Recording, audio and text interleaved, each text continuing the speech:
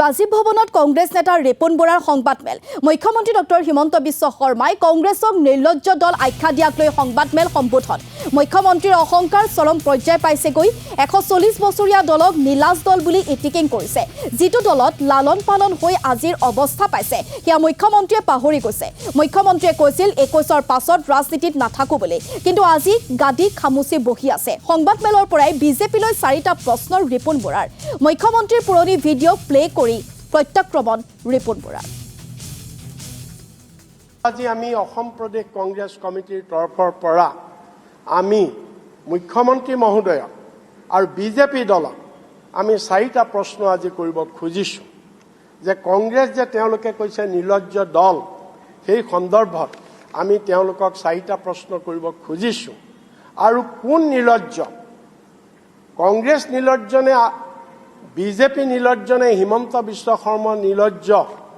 আজি আপোনালোকক আমি তথ্য সহকাৰে আমি দেখুৱাব খুজিছো আমাৰ মুখ্যমন্ত্ৰী গৰাকীয়ে তেওঁৰ ইতিহাস পাহৰি গৈছে আৰু তেওঁ নতুনকৈ বলপূৰ্বক ইতিহাস ৰচনা কৰিব বিচাৰিছে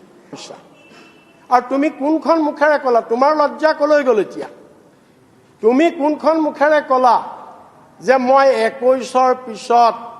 মই আৰু অসমৰ ৰাজনীতি নকৰো তে আজি তুমি এই তাৰ পৰিৱৰ্তে তুমি কি কৰিলা সৰ্বানন্দ সোণোৱালক পিছফালৰ পৰা 21ত তুমি লেং মাৰি ডেগাৰ মাৰি তেওঁৰ ঠাইত তুমি মুখ্যমন্ত্ৰী হৈছা তে এতিয়া আমি তোমাক প্ৰশ্ন কৰোঁ আৰু বিজেপি দলক আমি প্ৰশ্ন কৰোঁ যে আপোনালোকে এনেকুৱা এজন মানুহকেই মুখ্যমন্ত্ৰী পাতিছে যিজনে এটা পৃথিৱীৰ বৃহত্তম দলক লজ্জাহীন বুলি কৈছে আৰু তেওঁৰ নিজৰ লজ্জা কিমান আছে যে 2014 চনত নৰেন্দ্ৰ মোদীৰ নেতৃত্বত বিজেপি চৰকাৰ ক্ষমতালৈ আহিছিল তাৰ অন্যতম প্ৰতিশ্ৰুতি আছিল যে আমি 100 দিনৰ ভিতৰত বিদেশৰ ক'লা টকা ঘূৰাই আনি ভাৰতবৰ্ষৰ প্ৰত্যেকজন মানুহৰ বেংক একাউণ্টত আমি 15 লাখকে টকা জমা কৰি দিম আৰু তাৰ পাছত এই দলৰ